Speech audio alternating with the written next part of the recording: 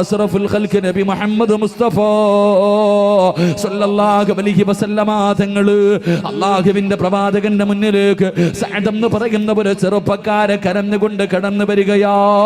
കറുത്തിരുണ്ടിരിക്കുന്ന പടച്ചവനെ വല്ലാത്ത കറുപ്പ, മുടിയെല്ലാം ചുരുണ്ടിരിക്കുന്ന, ആര് കണ്ടാലും പടച്ചവരെ വന്ന് മുഖം താഴ്ത്തുന്ന സൗന്ദര്യമില്ലാത്ത സഅദ് എന്ന് പറയുന്ന ചെറുപ്പക്കാർ അല്ലാഹുവിന്റെ പ്രവാചകന്റെ മുന്നിലേക്ക് കടന്നു വന്നിട്ട് അവിടെന്ന് ചോദിക്കുന്നു, നബിയേ യാ റസൂലല്ലാഹ്, അല്ലാഹുവിന്റെ റസൂലേ, സ്വർഗത്തിലേക്ക് കടന്നു പോകണമെങ്കിൽ നിറമൊരു തടസ്സമാകുവോ നബിയേ? അല്ലാഹുവിന്റെ റസൂൽ പറഞ്ഞു, ഒരിക്കലുമില്ല. പടച്ച റബ്ബിന്റെ സ്വർഗത്തിലേക്ക് കടന്നു പോകാൻ നിറമൊരു തടസ്സമില്ല എന്ന് അല്ലാഹുവിന്റെ റസൂൽ പറയുമ്പോ പ്രവാചകനെ സഅദ് എന്ന് പറയുന്ന ചെറുപ്പക്കാരനോട് അവിടെ നിന്ന് ചോദിച്ചു, സഅദ് അങ്ങനെ ചോദിക്കാനുള്ള കാരണമെന്താ? അങ്ങനെ ചോദിക്കാനുള്ള കാരണമെന്താ? സഅദ് എന്ന് പറയുന്ന ചെറുപ്പക്കാരൻ പറയുന്നു, യാ റസൂലല്ലാഹ്, വിവാഹം കഴിക്കണമെന്ന് എനിക്ക് വല്ലാത്ത മോഹമാ നബിയേ. വിവാഹം കഴിക്കണമെന്ന് വല്ലാത്ത ആഗ്രഹമുണ്ട്. ആരുടെ വീടിന്റെ മുന്നിൽ ചെന്ന് പെണ്ണ് ചോദിച്ചാൽ എനിക്കാരും വിവാഹം കഴിച്ചു തരുന്നില്ല നബിയേ. അവരെന്നെ ആട്ടിയിറക്കുകയാ, അവരെന്നെ പരിഹസിക്കുകയാ. ഒരു മനുഷ്യനും തന്റെ പൊന്നമകളെ എനിക്ക് വിവാഹം കഴിച്ചു തരുന്നില്ല. സഅദ് എന്ന് പറയുന്ന ചെറുപ്പക്കാരന് അല്ലാഹുവിന്റെ പ്രവാചകരോട് പൊട്ടിക്കരഞ്ഞുകൊണ്ട് അവിടെ നിന്ന് പറയുമ്പോ അല്ലാഹുവിന്റെ റസൂൽ അവിടെ നിന്ന് ചോദിച്ചു, സഅദേ, നിനക്കെന്തേ അവരെ വിവാഹം കഴിച്ചു തരാത്തത്? എനിക്ക് സൗന്ദര്യമില്ലല്ലോ നബിയേ, എനിക്ക് കറുപ്പാണല്ലോ നബിയേ, എന്നെ കാണാൻ അഴകില്ലല്ലോ നബിയേ, എനിക്ക് സമ്പത്തില്ലല്ലോ നബിയേ, ഞാനൊരു പാവപ്പെട്ടവനാണല്ലോ നബിയേ, ഇതെല്ലാം അല്ലാഹു തന്നതല്ലേ, അതുകൊണ്ട് ആരും എനിക്ക് വിവാഹം കഴിച്ചു തരുന്നില്ല എന്ന് പറയുമ്പോ അല്ലാഹുവിന്റെ റസൂൽ ചോദിച്ചു, സഅദേ, നിനക്ക് വിവാഹം കഴിക്കടോ? നിനക്ക് വിവാഹം കഴിക്കടോ? നഅം യാ റസൂലല്ലാഹ്,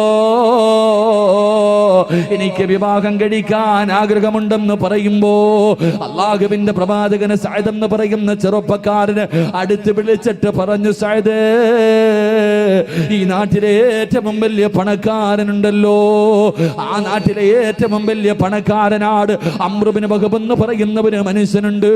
ആ നാട്ടിലെ ഏറ്റവും വലിയ കോടീശ്വരനാട്, അദ്ദേഹത്തിനൊരു സുന്ദരിയായ പൊന്നുമോളുണ്ട്. അല്ലാഹുവിന്റെ റസൂൽ പറഞ്ഞു, സഅദേ, ആ വീടിന്റെ മുന്നിൽ ചെന്നിട്ട് പെണ്ണ് ചോദിക്കു സഅദ്. സഅദ് എന്ന് പറയുന്ന ചെറുപ്പക്കാരൻ ചോദിച്ചു, യാ റസൂലല്ലാഹ്, പാവപ്പെട്ടവനല്ലേ നബിയേ, ഒരു നേരത്തെ അന്നത്തിന് പോലും വകയില്ലാത്തവനല്ലേ നബിയേ, കാണാൻ അഴകില്ലാത്തവനല്ലേ നബിയേ, ആ കൊട്ടാരത്തിന്റെ മുന്നിൽ ചെന്ന് പെണ്ണ് ചോദിച്ചാ എനിക്ക് വിവാഹം കഴിച്ചു തരുമോ? എനിക്ക് വിവാഹം കഴിച്ചു തരുമോ? അല്ലാഹുവിന്റെ റസൂൽ പറഞ്ഞു, ഞാനാ പറയുന്നത്, പോയി ചോദിക്കാ പറയുകയാണ്. സഅദ് എന്ന് പറയുന്ന ചെറുപ്പക്കാർ അല്ലാഹുവേ വിവാഹ ജീവിതം സ്വപ്നം കണ്ടു കഴിയുന്ന ചെറുപ്പക്കാരനാണ്. അല്ലാഹുവിന്റെ പ്രവാചകന് പറഞ്ഞു വിടുമ്പോ അംർ ഇബ്നു വഹബ് എന്ന് പറയുന്ന ഏറ്റവും വലിയ കോടീശ്വരന്റെ വീടിന്റെ മുന്നിൽ ചെന്നിട്ട് അവിടുന്ന് സലാ പറയുകയാണ്. ആ കോടീശ്വരനായ മനുഷ്യൻ വീടിന്റെ വെളിയിലേക്ക് ഇറങ്ങി വന്നു. കോലം കാണുമ്പോ അപ്പോഴേ മുഖം ചൊളിയുന്നുണ്ട്. സഅദ് പറഞ്ഞു, നിങ്ങളുടെ പൊന്നുമോടെ എനിക്ക് വിവാഹം കഴിച്ചു തരുവോ? നിങ്ങളുടെ പൊന്നുമോടെ എനിക്ക് വിവാഹം കഴിച്ചു തരുവോ? കേൾക്കേണ്ട താമസം ആ മനുഷ്യന് വല്ലാത്ത കോപമുണ്ടാവുകയാണ്, അവിടുന്ന് ദേഷ്യമുണ്ടാവുകയാണ്. ഇല്ലടാ, ഇറങ്ങി പോകടാ എന്ന് പറയുമ്പോ സഅദ് എന്ന് പറയുന്ന ചെറുപ്പക്കാരൻ പറഞ്ഞു, അല്ലാഹുവിന്റെ റസൂലാ പറഞ്ഞത്, അല്ലാഹുവിന്റെ റസൂലാ പറഞ്ഞത്. അവിടെ അംർ ഇബ്നു വഹബ് എന്ന് പറയുന്ന മനുഷ്യൻ ആട്ടിയോടിക്കുകയാണ്. സഅദ് എന്ന് പറയുന്ന ചെറുപ്പക്കാരൻ വേദനിക്കുന്ന മനസ്സോടെ തന്റെ വീടിന്റെ വെളിയിലേക്ക് ഇറങ്ങി നടക്കുകയാണ്. ആ സമയമുണ്ടല്ലോ,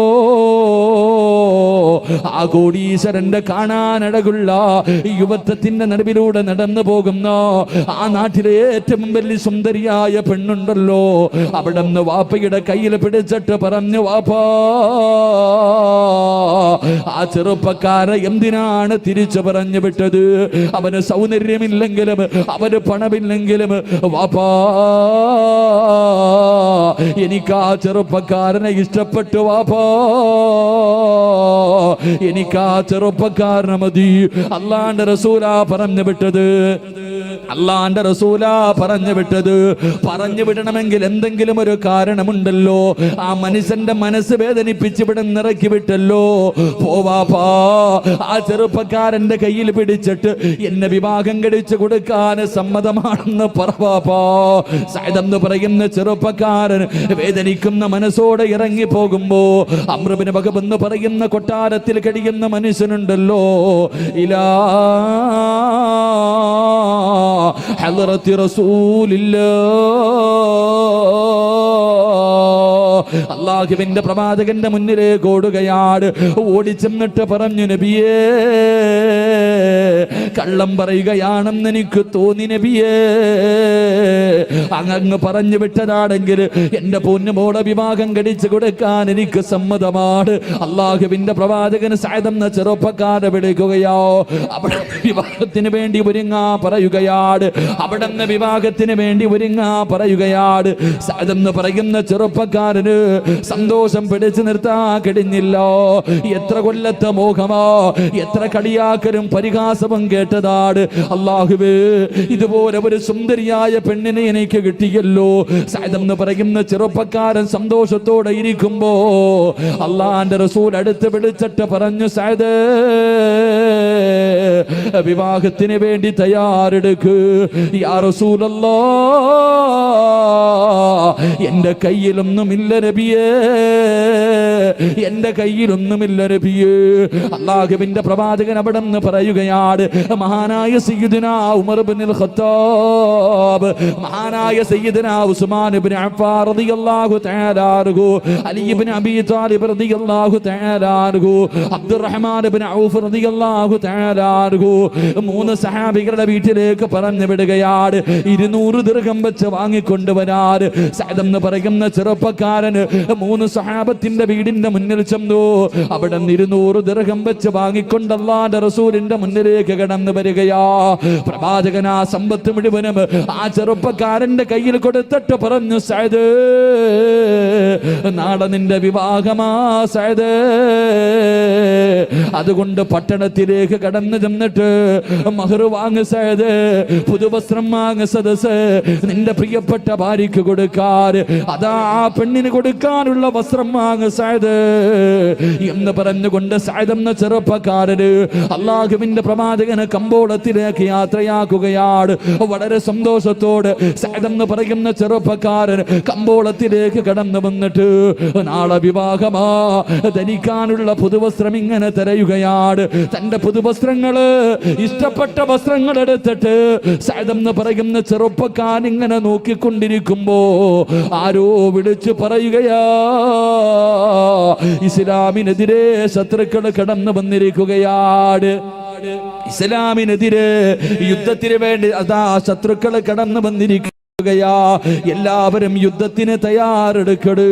ആരോ വിളിച്ചു പറയുന്നത് സഅദ് എന്ന് പറയുന്ന ചെറുപ്പക്കാരന്റെ ചെവിയിൽ കേൾക്കുകയാണ്. പുതുവസ്ത്രമുണ്ടല്ലോ, വാങ്ങിയ പുതുവസ്ത്രമുണ്ടല്ലോ, നാളെ കല്യാണത്തിന് ധരിക്കാനുള്ള വസ്ത്രമുണ്ടല്ലോ, ആ വാങ്ങിയ വസ്ത്രമെടുത്തിട്ട് തിരിച്ചങ്ങോട്ട് കൊടുക്കുകയാണ്. അവിടെ നിന്ന് ചിന്തിച്ചു, അല്ലാ,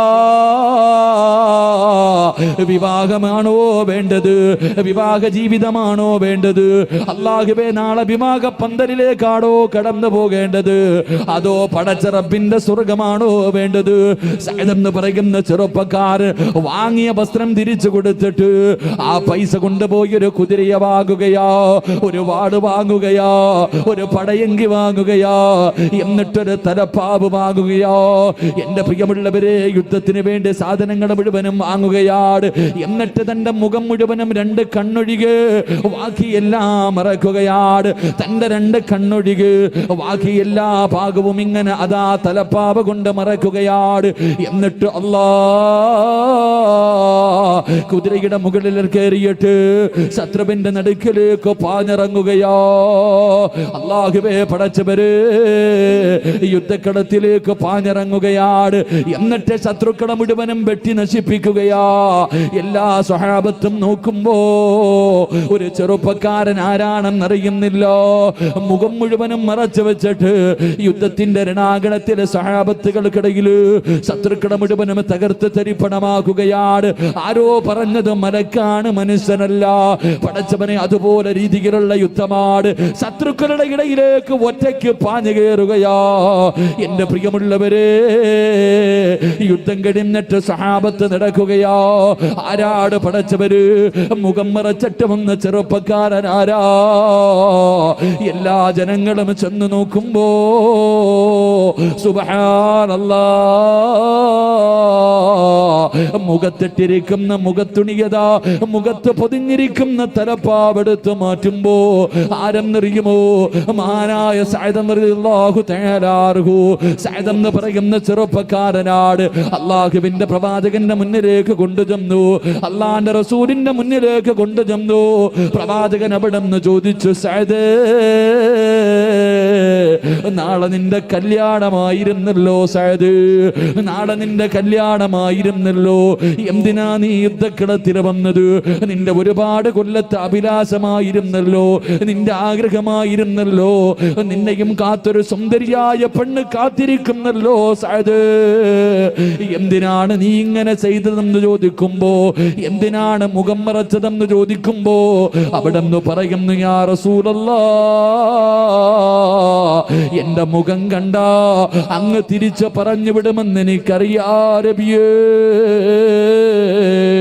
അവസാനം അല്ലാഹുവിന്റെ പ്രവാചകന്റെ മടിയില്, അല്ലാഹുവിന്റെ റസൂലിന്റെ മടിത്തട്ടില് സഅദ് എന്ന് പറയുന്ന ചെറുപ്പക്കാരൻ കിടക്കുകയാണ്. അവിടെ നിന്ന് മരണത്തോട് മല്ലടിക്കുമ്പോ അല്ലാഹുവിന്റെ റസൂൽ ചോദിച്ചു, എന്തിനായിരുന്നു സഅദ്?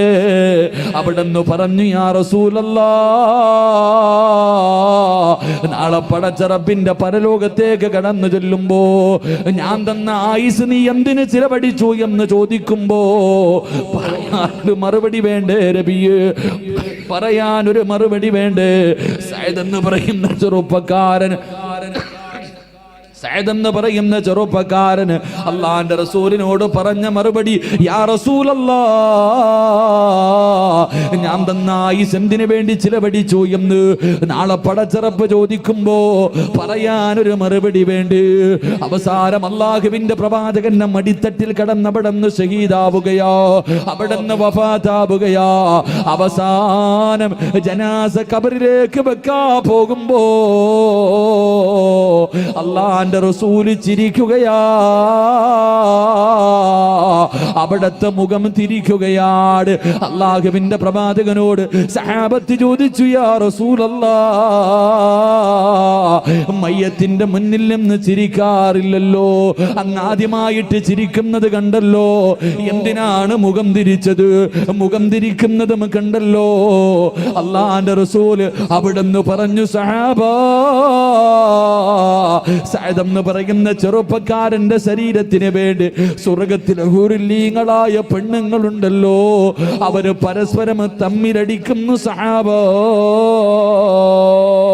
ദുനിയാവിലെ പെണ്ണിന് ആരാ വേണ്ടത്? സ്വർഗത്തിലെ പെണ്ണുങ്ങൾ പരസ്പരം ആ ചെറുപ്പക്കാരന് വേണ്ടി കിടന്ന് തമ്മിലടിക്കുകയോ.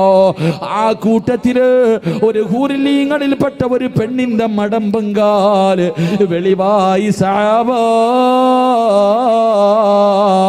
അത് കാണാതിരിക്കാനാണ് ഞാൻ എന്റെ മുഖം തിരിച്ചതെന്ന് അല്ലാഹുവിന്റെ റസൂൽ പറയുമ്പോ, എന്റെ പ്രിയപ്പെട്ട ചെറുപ്പക്കാരാ, അല്ലാഹു തന്നിരിക്കുന്ന ആയുസ് നിനക്ക് സുഖിക്കാറുള്ളതല്ലടോ.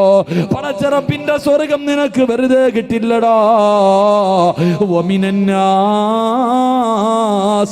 മയ്യസിരി നഫ്സഹു ബുതിഗാ